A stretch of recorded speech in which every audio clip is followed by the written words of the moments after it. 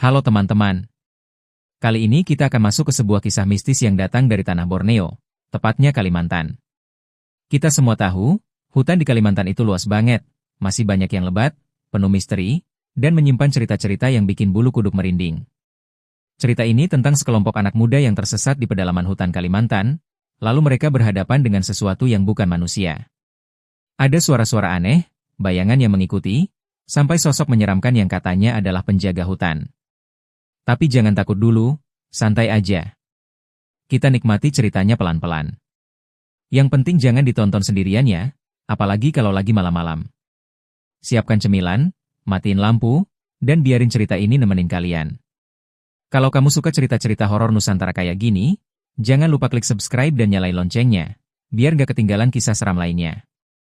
Yuk, kita mulai ceritanya. Malam itu, bulan sabit menggantung redup di langit. Di tepi sebuah desa kecil di pedalaman Kalimantan, 4 anak muda duduk mengelilingi api unggun. Mereka adalah Rian, Tika, Andra, dan Bima. Rian, sang pemimpin kelompok, baru saja pulang dari kota besar dan mengajak teman-temannya untuk menjelajah hutan. Katanya di dalam hutan ini ada danau tersembunyi. Airnya jernih banget, bahkan bisa kelihatan sampai dasar, ucap Rian bersemangat. Tika, satu-satunya perempuan dalam kelompok itu, mengernyit. Aku sih mau ikut, tapi bukannya hutan sini terkenal angker, ya? Katanya ada penunggunya. Bima langsung tertawa keras. Ah, paling juga cuma cerita orang-orang kampung biar kita nggak main jauh-jauh. Andra menimpali sambil merokok santai. Ya, tapi kita harus tetap hati-hati. Kadang yang ditakuti orang kampung itu bukan hantu, tapi karena ada binatang buas. Buaya, ular, atau beruang madu. Obrolan mereka terhenti sejenak ketika suara burung hantu terdengar dari kejauhan. Suaranya memecah keheningan malam, membuat Tika sedikit merapatkan jaketnya. Besok pagi kita masuk hutan. Tapi ingat, jangan pisah-pisah. Kalau orang sini bilang, hutan di Kalimantan itu hidup. Dia bisa menelan siapapun yang sombong, ujar Rian setengah bercanda. Keesokan harinya, mereka mulai berjalan memasuki hutan. Udara lembab, dedaunan basah karena embun, dan kabut tipis menyelimuti jalur setapak. Semakin jauh mereka melangkah, cahaya matahari makin sulit menembus rimbunnya pepohonan. Gila, gelap banget ya. Padahal masih pagi, gumam Tika sambil menyalakan senter kecil di tangannya. Bima malah menertawakan. Lebay ah. Nih, lihat. Aku bisa jalan tanpa senter.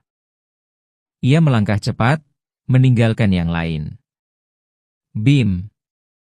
Jangan jauh-jauh, teriak Rian.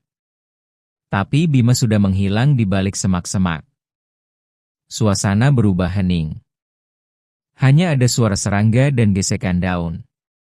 Beberapa menit kemudian, suara teriakan terdengar dari arah Bima menghilang.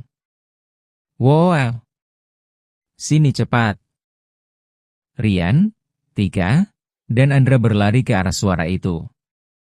Mereka menemukan Bima berdiri kaku, wajahnya pucat, menunjuk ke sebuah pohon besar. Di batang pohon itu, tergantung sesuatu, boneka jerami dengan wajah menyeramkan. Matanya terbuat dari tempurung kelapa yang dilubangi, dan mulutnya dijahit dengan benang merah. Apa-apaan ini? Bisik Tika sambil mundur. Andra menunduk, memperhatikan tanah di sekitar pohon.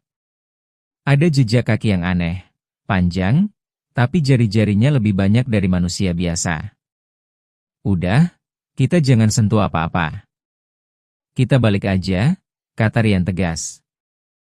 Namun Bima malah mendekati boneka itu. Masa gitu aja takut? Ah, ini pasti cuma mainan orang kampung buat nakut-nakutin. Ia mengulurkan tangan, mencoba menyentuh boneka jerami itu. Tiba-tiba, angin kencang berhembus. Daun-daun berjatuhan, suara gemuruh terdengar dari arah dalam hutan. Boneka jerami itu bergoyang sendiri, meski tidak ada yang menyentuh.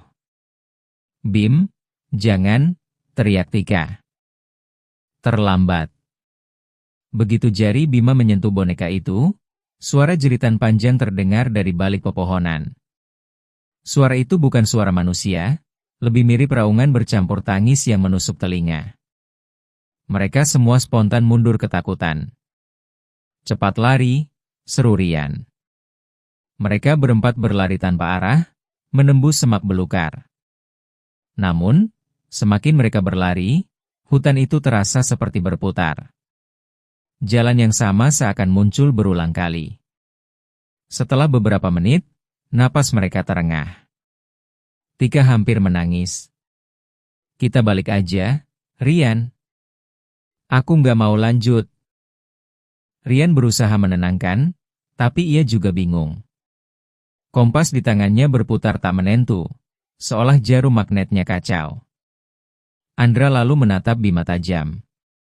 "Kamu yang bikin kita sial. Udah dibilang jangan sembarangan." Bima menunduk, wajahnya masih pucat. Aku cuma penasaran. Tapi tadi aku ngerasa kayak ada yang bisik ke telingaku, nyuruh aku pegang boneka itu." Suasana semakin mencekam. Angin yang tadi kencang kini berubah menjadi dingin menusuk. Dari kejauhan, terdengar suara langkah kaki berat, seolah sesuatu sedang mendekat perlahan. "Siapa itu?" Tika memegang lengan Rian erat-erat. Rian menyalakan senter, mengarahkannya ke semak-semak. Namun, tidak ada apa-apa, hanya pepohonan yang bergoyang. Tapi tiba-tiba, terdengar suara tawa lirih, "Hahaha, hahaha." Suara itu jelas-jelas bukan milik salah satu dari mereka. Seketika, keempatnya merinding bersamaan. "Lari lagi. Ayo." Rian menarik tangan Tika, dan mereka semua berlari semakin dalam ke hutan. Namun, yang membuat mereka semakin panik adalah, setiap kali mereka menoleh ke belakang, ada bayangan hitam besar yang bergerak mengikuti. Bayangan itu tidak punya bentuk jelas, hanya siluet tinggi dengan tangan panjang. Tapi yang paling menakutkan adalah, matanya merah menyala dalam kegelapan. Mereka terus berlari, hingga akhirnya sampai di sebuah tanah lapang kecil. Di tengah lapangan itu, berdiri sebuah pondok tua yang hampir roboh, ditutupi lumut dan akar pohon. "Masuk ke situ aja." "Cepat," kata Rian. Mereka segera masuk ke pondok itu, menutup pintu rapuhnya dengan balok kayu. Nafas mereka memburu, jantung berdetak cepat. Namun, begitu mereka merasa aman, suara itu kembali terdengar. "Kalian sudah memanggilku." Suara dalam, berat, dan bergema, seolah keluar dari perut bumi. Bima menutup telinganya, Tika menangis histeris, sementara Rian dan Andra saling pandang, wajah mereka sama-sama pucat. Di luar, terdengar suara langkah yang berat, semakin lama, semakin dekat, hingga berhenti tepat di depan pintu pondok. Dan kemudian, tok, tok, tok. Seseorang, atau sesuatu, mulai mengetuk pintu kayu rapuh itu. Suasana di dalam pondok tua itu begitu tegang. Nafas mereka terengah, keringat dingin menetes meski udara terasa beku. Empat anak muda itu menatap pintu kayu rapuh yang kini bergetar pelan karena ketukan dari luar. Tok! Tok! Tok! Ketukan itu ritmis, pelan tapi menghantam saraf mereka satu persatu. Siapa? Siapa di luar? Rian memberanikan diri bertanya, meski suaranya bergetar. Tidak ada jawaban, hanya hening sesaat, lalu suara itu kembali terdengar, kali ini lebih keras. Tok! Tok! Tok! Tika menutup telinganya, tubuhnya gemetar hebat. Aku nggak kuat, jangan dibuka, Rian.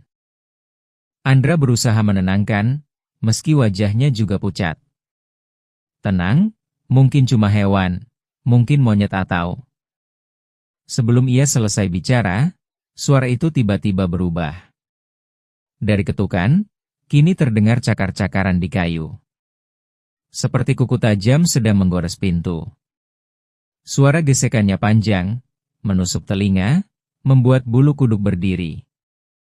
Skreek! Skreek! Bukan hewan itu, seru Bima panik. Ia mendorong kursi reot ke depan pintu, mencoba menahan dengan tubuhnya. Tapi tangannya gemetar hebat. Lalu, suara itu berhenti. Hening. Tidak ada ketukan, tidak ada goresan. Hanya suara napas mereka yang terengah. Rian menelan ludah, berbisik, mungkin sudah pergi. Namun, dari sela-sela papan kayu pondok, tampak sesuatu perlahan menyusup, cahaya merah yang berkilat, seperti mata menyala, menatap ke arah mereka. Astaga! Tika menjerit, mundur ke sudut ruangan. Bima langsung melempar kursi ke arah pintu, seolah bisa mengusir sosok itu. Tapi justru saat itulah, pintu kayu rapuh itu berguncang keras, hampir jebol dari engselnya. Seakan-akan sesuatu yang jauh lebih besar dari manusia sedang menghantamnya dari luar. Rian cepat berpikir. Ia melihat ada tangga kecil di sudut pondok, menuju ke loteng kayu yang sudah lapuk. Cepat naik. Kita sembunyi di atas. Mereka bertiga segera naik, sementara Rian memastikan Tika lebih dulu. Pondok itu berderak, kayunya berdecit seperti siap roboh kapan saja. Begitu mereka semua sampai di atas, pintu pondok pun jebol. Dari celah loteng, mereka mengintip ke bawah. Yang masuk bukan manusia. Sosok itu tinggi, lebih dari 2 meter. Tubuhnya hitam pekat seperti asap yang berwujud, dengan tangan panjang menjuntai hingga hampir menyentuh lantai. Kepalanya botak berkilat, dan matanya merah menyala dalam kegelapan. Makhluk itu melangkah perlahan masuk ke pondok. Setiap langkahnya membuat lantai kayu berderit keras. Tika menutup mulut dengan tangan, menahan tangisnya. Sementara Bima hampir terisak, suaranya bergetar, itu, penjaga hutan. Makhluk itu berhenti di tengah ruangan. Ia mengangkat kepalanya, lalu, seolah bisa merasakan kehadiran mereka, menatap langsung ke arah loteng. Dia lihat kita, bisik Andra lirih, keringat mengalir deras di wajahnya. Tiba-tiba, makhluk itu berbicara dengan suara yang dalam dan bergema. Kenapa kalian ganggu tempatku? Suara itu terdengar seperti ribuan suara sekaligus, bergema di seluruh pondok. Rian berusaha menenangkan diri, meski jantungnya berdetak kencang. Kami tidak sengaja. Kami cuma mau lewat, kami tidak berniat ganggu. Makhluk itu diam sejenak, lalu mendongak, menatap mereka tajam. Dari matanya keluar semburat cahaya merah, menyinari wajah mereka yang pucat ketakutan. Kalian sudah menyentuh penandaku. Seketika semua mata tertuju pada Bima. Dialah yang tadi menyentuh boneka jerami aneh itu. Bima mundur, wajahnya pucat pasi, hampir tak bisa bicara. Aku nggak tahu, aku cuma... Makhluk itu mengeluarkan suara geraman panjang, dan tiba-tiba tubuhnya menghilang, lenyap dalam kabut hitam. Suasana hening. Pondok kembali sepi, hanya suara serangga malam. Dia pergi? Tika berbisik. Rian tidak yakin. Ia menurunkan senter, menyinari lantai. Kosong. Tapi rasa was-wasnya tidak hilang. Kita harus keluar dari sini sekarang juga. Mereka turun perlahan, memastikan tidak ada yang tersisa. Namun begitu kaki Rian menginjak lantai, ia merasa dingin menjalar dari kakinya. Ia menunduk, lantai kayu itu basah oleh cairan hitam pekat, mirip darah. Naik lagi. Cepat, serunya. Tapi terlambat, cairan hitam itu menyebar cepat, menutupi lantai, dan dari dalamnya muncul tangan-tangan kurus, mencoba meraih kaki mereka. Tika menjerit. Andra menariknya ke arah jendela. Kita lompat aja. Tanpa pikir panjang, mereka bertiga meloncat keluar jendela, mendarat di tanah penuh semak. Sementara Bima masih di dalam, kakinya ditarik tangan-tangan hitam itu. Bim! Cepat ke sini. Rian berteriak. Bima berusaha meronta, wajahnya penuh ketakutan. Aku nggak bisa. Tolong. Rian dan Andra berlari kembali ke dalam, menarik tubuh Bima sekuat tenaga. Tangan-tangan hitam itu terasa dingin dan licin, mencengkeram seperti besi. Dengan usaha keras, akhirnya mereka berhasil menarik Bima keluar. Mereka bertiga jatuh berguling di tanah. Pondok itu berguncang hebat, seakan sedang diguncang dari dalam. Lalu, perlahan, pondok itu runtuh, ditelan tanah. Tidak ada lagi pondok di sana. Hanya tanah lapang kosong. Gila, barusan pondok itu, Tika terengah, masih syok. Rian memotong cepat. Kita harus segera keluar dari hutan ini. Aku nggak peduli ada danau atau apapun. Ini bukan tempat kita. Mereka bertiga mengangguk setuju. Tapi Bima tampak linglung, wajahnya pucat, matanya sayu. Seolah-olah ada sesuatu yang berubah dalam dirinya sejak disentuh makhluk itu. Bim, lo nggak apa-apa? Tanya Andra. Bima tidak menjawab. Ia hanya menatap kosong ke arah gelapnya hutan, lalu tersenyum tipis, senyum yang membuat bulu kuduk mereka berdiri. Malam semakin larut. Hutan Kalimantan benar-benar berubah seperti dunia lain, sunyi, dingin, dan menyesakkan. Langit tertutup pekat, tak ada bintang, hanya kabut tipis yang menari di antara pepohonan. Rian, Tika, Andra, dan Bima berjalan tergesa menembus rimbun semak. Mereka sudah tidak tahu arah lagi, kompas kacau, jalur yang tadi dilalui seakan hilang. Ini nggak mungkin, seharusnya kita sudah sampai di jalur keluar, gumam Rian sambil menyorot senter ke kanan dan kiri. Tika semakin ketakutan. Rian, kita muter-muter di tempat yang sama. Tadi aku lihat pohon besar ini, kita udah lewatin. Andra berhenti, napasnya berat. Kalau kayak gini terus, kita bisa nggak keluar sampai besok pagi. Namun, perhatian mereka segera teralihkan ke Bima. Sejak diselamatkan dari pondok yang runtuh, ia lebih banyak diam, berjalan tertatih, dengan tatapan kosong. Kadang-kadang ia tersenyum sendiri, seakan mendengar suara yang tak bisa didengar orang lain. Bim, lo nggak apa-apa kan? Tanya Rian khawatir. Bima menoleh perlahan. Senyum itu lagi, senyum tipis yang dingin, bukan seperti biasanya. Aku, nggak apa-apa. Dia cuma ngomong sama aku. Mereka semua terdiam. Tika menggenggam lengan Rian, ketakutan makin menjadi. Siapa? Siapa yang ngomong sama kamu? Bim? Bima tidak menjawab. Ia malah melangkah lebih dulu, masuk lebih dalam ke hutan, seolah ada sesuatu yang memanggilnya. Beberapa menit kemudian, mereka tiba di sebuah lapangan luas di tengah hutan. Anehnya, bulan yang tadi tertutup awan kini bersinar terang, menyorot lapangan itu seperti panggung. Di tengahnya, ada sebuah batu besar penuh ukiran tua. Ukiran itu menyerupai wajah-wajah manusia yang sedang menjerit, saling bertumpuk. Batu itu memancarkan hawa dingin, membuat siapapun yang melihatnya merasa sesak. Bima berhenti di depan batu itu. Ia menempelkan tangannya ke permukaan ukiran, lalu menutup mata. Ini tempat dia. Rian segera menarik lengannya. Bim, jangan sentuh lagi.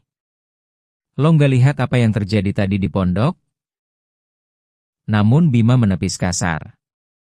Matanya menatap Rian tajam, kali ini benar-benar berbeda. Mata itu memancarkan kilat merah samar. Dia bilang, Aku yang dipilih. Kalian gak boleh menghalangi. Seketika tanah di sekitar batu bergetar. Dari sela-sela akar pohon, muncul kabut hitam pekat, melingkari mereka. Suara-suara berbisik mulai terdengar, ribuan suara yang saling tumpang tindih. Tinggalkan satu, tinggalkan satu. Tika menjerit. Rian. Apa maksudnya tinggalkan satu? Andra mundur, wajahnya pucat. Aku tahu, aku pernah dengar cerita dari orang kampung. Katanya, hutan ini punya penjaga. Setiap ada yang masuk tanpa izin, dia akan menuntut tumbal. Satu nyawa, biar yang lain bisa pulang. Rian menoleh cepat, wajahnya tak percaya. Jangan bercanda, Endra. Tapi sebelum ada yang sempat bicara lagi, Bima tertawa lirih. Tawa itu bukan tawa manusia normal, serak, dalam, dan bergema. Aku sudah terpilih. Bukan aku yang jadi tumbal. Salah satu dari kalian yang harus tinggal. Mata Bima kini menyala merah terang. Dari tubuhnya keluar asap hitam, membentuk bayangan tinggi di belakangnya. Bayangan makhluk menyeramkan yang mereka lihat di pondok. Penjaga hutan itu ternyata sudah masuk ke dalam tubuh Bima. Andra panik, langsung menarik Rian dan Tika menjauh. Kita harus lari. Sekarang, mereka bertiga berlari menembus kabut, tapi kabut itu seolah-olah hidup, menutup jalan, membuat mereka kembali lagi ke lapangan batu. Percuma, suara Bima berat, bercampur dengan gema sang penjaga hutan. Kalian cuma bisa pilih, satu tinggal, yang lain pergi. Tika mulai menangis histeris. Aku nggak mau. Aku nggak mau jadi tumbal. Rian memeluknya, berusaha menenangkan. Tapi dalam hatinya, ia tahu Andra tidak salah. Legenda itu nyata. Andra menatap Bima, lalu menatap Rian. Kalau kita nggak kasih tumbal, kita semua mati di sini. Lo gila? Rian membentak. Tapi Andra sudah terlalu ketakutan. Ia mulai mundur, lalu tanpa pikir panjang, ia mendorong Tika ke arah Bima. Biar dia yang jadi tumbal. Tika jatuh tersungkur, menjerit, meraih tanah. Rian. Tolong aku. Rian terbelalak. Endra. Lo udah nggak waras. Namun saat Bima, atau lebih tepatnya makhluk di dalam dirinya, mendekat, Rian nekat berdiri di depan Tika, melindunginya. Kalau lo mau satu nyawa, ambil gue aja. Hening. Bayangan hitam itu berhenti, menatap Rian dengan mata merah menyala. Tika memeluk punggung Rian, menangis terseduh. Lalu, Bima tersenyum lagi.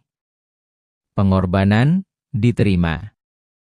Sekejap, kabut hitam menyelimuti tubuh Rian.